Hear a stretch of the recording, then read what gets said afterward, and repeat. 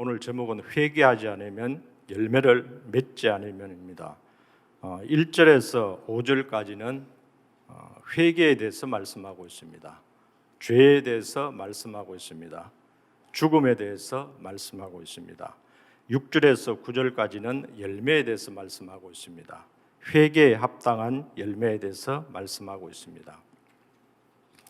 1절에서 갈릴리 사람들의 피를 그의 희생제물과 섞었다는 말이 나옵니다. 이게 무슨 뜻이죠?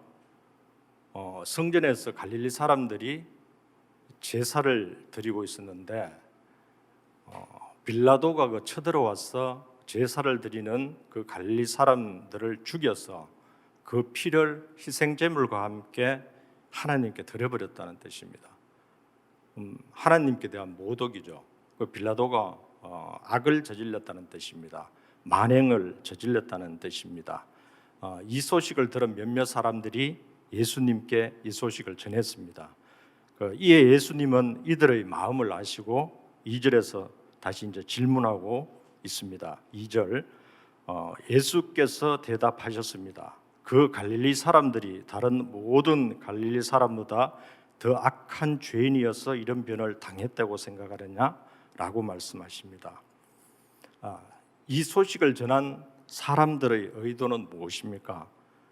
성전에서 이제 제사를 드렸습니다. 아니 성전에서 제사를 드리다가 죽었습니다. 이 사람들이 마음 가운데는 하나님께서 지켜주시지 않았지 않냐, 하나님께서 혹시 그 벌을 내리신 것이 아닌가 하는 이런 생각을 가졌습니다. 이런 마음을 이들의 마음 가운데는 있었던 것입니다.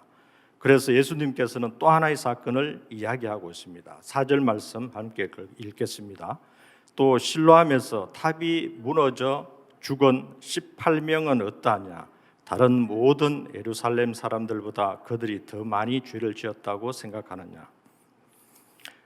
예수님은 이 모든 사건에 대해서 말씀하고 있습니다. 3절, 5절에서 명확히 말씀하고 있습니다. 3절 읽겠습니다. 그렇지 않다. 내가 너희에게 말한다. 너희도 회개하지 않으면 모두 멸망할 것이다. 5절 말씀. 그렇지 않다. 내가 너희에게 말한다. 너희도 회개하지 않으면 모두 멸망할 것이다. 저는 이 말씀에 아멘이라고 적었습니다. 예수님에게 소식을 전한 몇몇 사람들은 갈릴리 사람들이 죄가 있어서 죽은 것이 아닙니까? 하는 이런 인과응보 사상이 있음을 보여주고 있습니다. 우리가 이제 욥기서를 공부할 때도 욥의 세 친구들이 욥에게 왜 고난이 왔는지에 대해서 하나님께 죄를 지었기 때문에 이런 고난이 있지 않느냐는 이런 식으로 말을 하는 것을 우리가 기억합니다. 이 당시에도 아마 이런 인과응보 사상이 아마 팽배했던 것 같습니다. 지금 또 아마 이 시대에도 이런 사상이 보이지 않게 많이 팽배해 있는 것을 보게 됩니다. 오늘날에도 우리가 이해할 수 없는 죽음을 맞이하는 경우가 많습니다. 보통 이제 우리가 평균 수명대로 살면 별 문제가 없는데 혹시 이제 조금 일찍 이제 돌아가실 때가 있습니다. 그럴 때 여러 가지 죽음이 있죠. 교통사고로 인한 죽음도 있고 또 질병으로 인한 죽음도 있고 남편의 죽음, 아내의 죽음, 자녀의 죽음, 선교사님들의 죽음 등 많은 죽음을 보게 됩니다. 이럴 때 이제 하나님께서 심판한 것은 아닐까 하는 이런 마음이 한편에 있습니다. 우리가 말로 표현은 안 하지만은 이런 마음이 있는 게 사실입니다. 이에 대하여 예수님은 명확히 말씀하고 있습니다. 그렇지 않다고 말씀하고 계십니다. 갈릴리 사람들이 억울하게 죽은 사건이나 예루살렘 사람들이 그 망대가 무너져 이렇게 어처구니 없는 이런 죽음 사건이나 또는 이런 경우를 보게 되는데 이들이 죄가 더 많아서 더 악해서 죽은 것이 아니다고 말씀하고 있습니다. 갈릴리 사람들이나 예루살렘 사람들이 죽은 것은 이들이 잘못이 아니라고 말씀하고 있는 것입니다. 죽은 갈릴리 사람이나 또는 죽은 유대 사람들이나 또 그 당시 살아있던 갈릴리 사람들이나 또 살아있던 유대 사람들이나 저나 여러분 다 죽어 마땅한 죄인들이라고 말씀하고 있는 것입니다. 어떤 사람도 회개하지 않으면 다 죽는다고 말씀하고 있습니다. 우리는 살아있으니 괜찮겠지 이런 생각 자체가 잘못되었다는 것을 오늘 말씀하고 있습니다. 예수님께서 소식을 전한 사람들의 마음 가운데는 어떤 마음이 있었을까요? 이 소식을 전한 사람들의 마음 가운데는 정죄의 마음이 있음을 보게 됩니다. 이런 정죄의 마음이 있는 사람들은 나는 괜찮겠지, 나는 선한 사람이지 하는 이런 마음을 자기도 모르게 이제 갖고 있는 것이 사실입니다.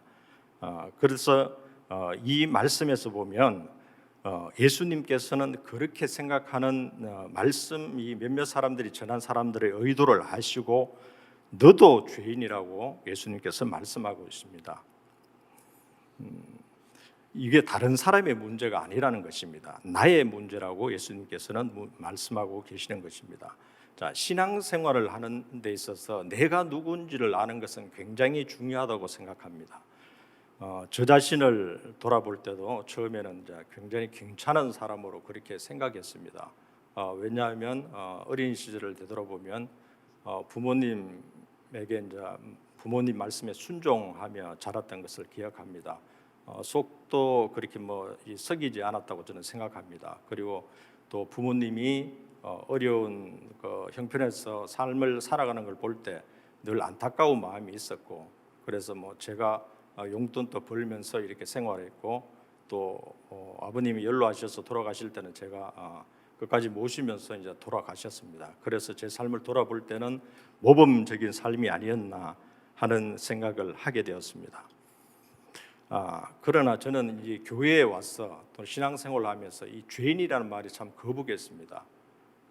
또 이게 불편했고, 교회에 오면 또 설교를 들으면 계속 죄인이란 말이 나옵니다. 왜 자꾸 죄인이라고 이야기하지? 나는 선하게 살았는데 뭐 이렇게 잘못한 것이 많았을까? 죄를 지었는 것이 많아서 그런 말을 계속하는가? 신앙생활을 오래 했지만 이 죄의 문제에서 넘어가지를 못했습니다. 신앙생활을 오래 했지만 그러다가 로마서 6장 23절 말씀에 죄의 삭은 사망이라는 말씀이 나옵니다. 이게 이 말씀을 딱 듣고 난데 이 죄인이라는 사실이 확 깨달아졌습니다. 누구나 다 죽는다는 것입니다. 이 죽음이라는 것이 죄인 된 증거라는 것입니다. 이 말씀이 깨달아지니까 그렇지, 인간은 누구나 다 죽는 것이지 이것만큼 명확한 증거가 없구나. 우리가 죽음을 벗어날 수 있는 사람은 아무도 없습니다. 다 죽습니다. 우리가 이제 보면 장례 문화에도 많이 가지 않습니까? 우리가 교회 공동체 장례 문화, 그 다음에 또 친지들, 그 다음에 또 아는 사람들 장례식에 많이 가는데 그냥 무덤덤하게 한 생애를 마치고 가는구나 이렇게만 생각했죠. 그 사람이 이 죽음이라는 것을 이제 깊게 생각해 보지 않았다가 이 말씀을 통해서 이 죽음이라는 것이 결국 이제 죄의 결과로 오는구나 하는 사실이 이제 명확하게 깨달아졌습니다. 저와 마찬가지로 신앙생활을 오래 했지만은 아직도 죄인이라는 사실이 명확하게 깨달아지지 않는 분들이 아마 있을 줄로 믿습니다. 오늘 이 말씀을 통해서 내가 죄인이라는 사실이 깨달아지는 은혜가 있기를 주님으로 축복합니다.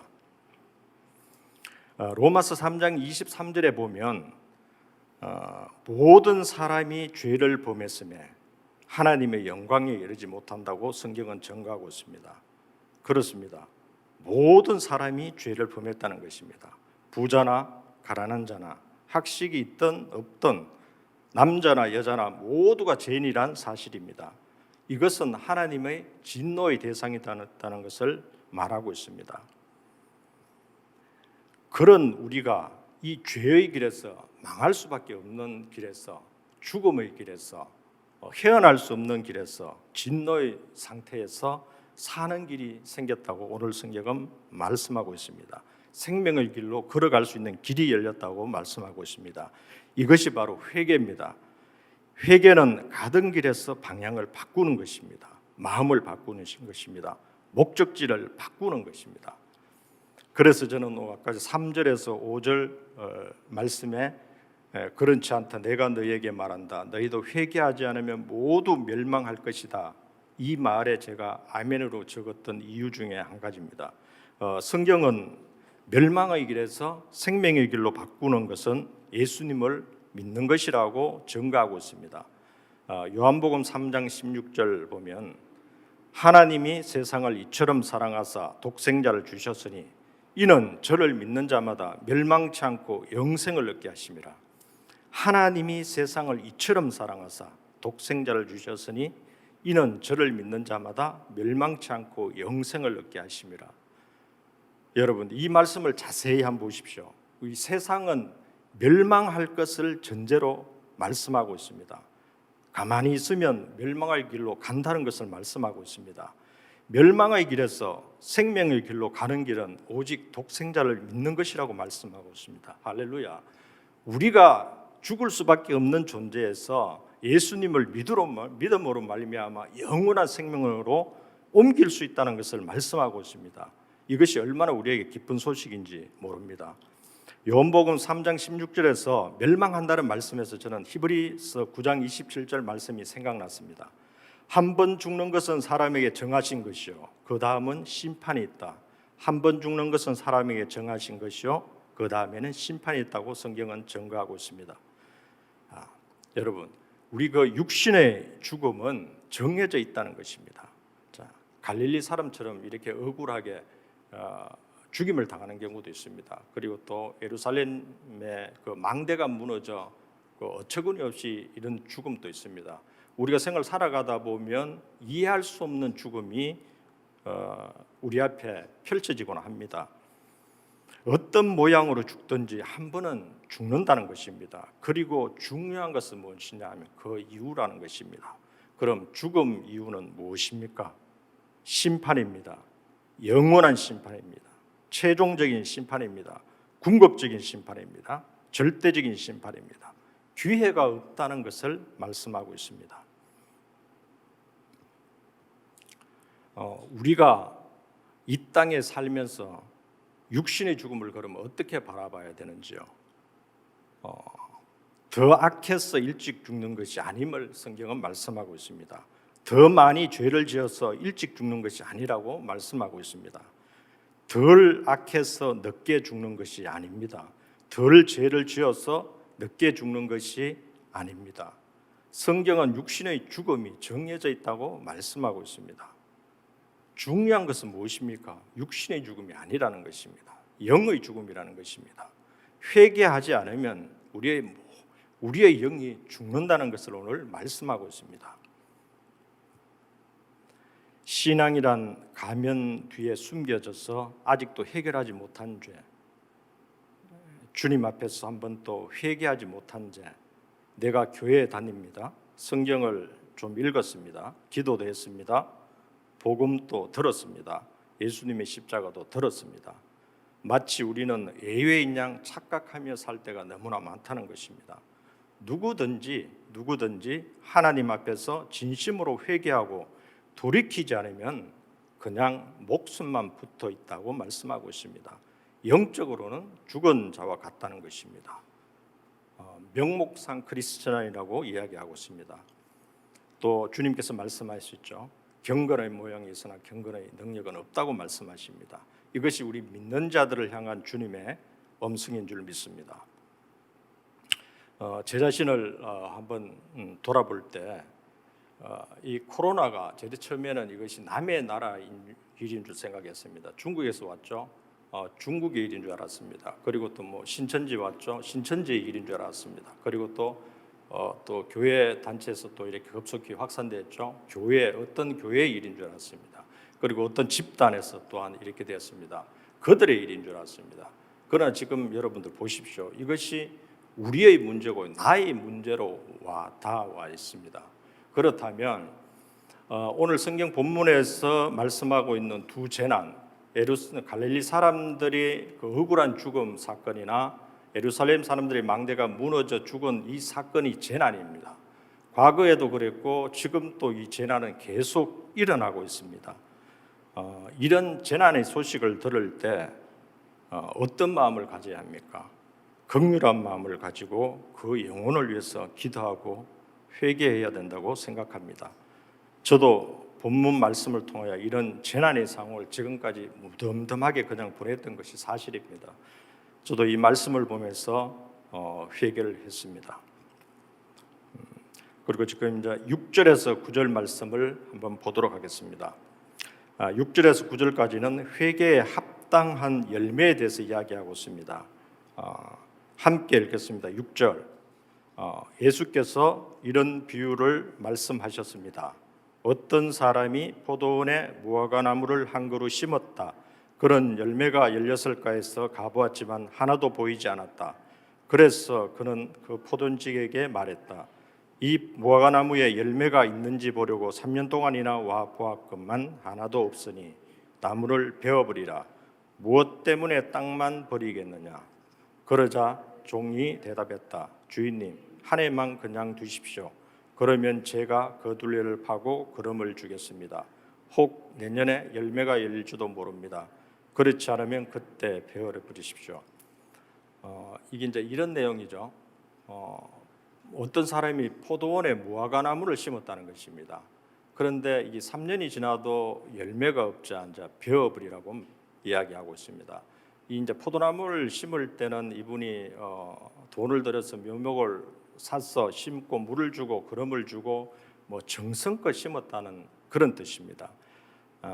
저는 이 말씀을 보면서 어떤 사람이 포도원에 그 무화과나무를 심고 정성껏 돈을 본 것처럼 하나님께서 우리를 자녀 삼아 주셨다는 것입니다. 구원의 축복도 주셨다는 것입니다. 그리고 삶의 열매를 맺도록 살도록 부르셨습니다. 허물과 죄로 죽었던 우리가 하나님께서 우리를 살리셨습니다. 살리시고 난 뒤에 그냥 내버려 두신 것이 아니고 하나님께서는 우리와 함께 동행하십니다. 지키시고 보호하시고 인도하십니다. 그리고 하나님께서는 우리를 또한 일꾼으로 부르셨습니다. 그리고 하나님 나라의 동역자로 함께 동역하기를 원하십니다.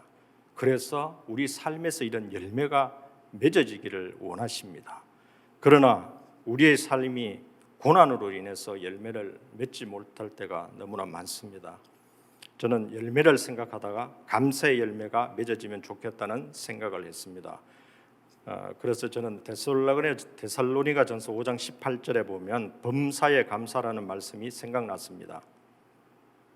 저 자신을 돌아봐도 쉽지 않음을 보게 됩니다. 삶이 평탄할 때는 감사가 쉽습니다. 그러나 고난의 시간이 있을 때 감사보다는 불평과 원망이 많습니다. 염려와 근심이 삶을 덮는 것을 보았습니다. 그럴 때 어떻게 살아야 하는지요? 저는 그럴 때 하나님의 사랑을 한번 떠올려 봅니다. 하나님께서 나를 사랑하시는 것은 변함이 없습니다. 예수님께서 나를 위하여 십자가에서 피 흘린 것도 변함이 없습니다. 성령님이 지금 내 안에 임재하신 것도 변함이 없습니다. 이것이 가장 큰 축복임을 믿습니다. 어떤 삶의 환경일지라도 매일의 삶이 주님의 주권을 인정하고 감사하는 삶을 살아가는 것이 회개에 합당한 열매가 아닌지 생각합니다. 하나님은 우리를 향한 그 사랑은 우리의 모든 고난을 뛰어넘고도 남습니다. 이것을 알고 우리가 매 순간 감사로 우리의 삶을 듬는 그렇게 살아가는 저와 우리가 되기를 주님 이름으로 축복합니다.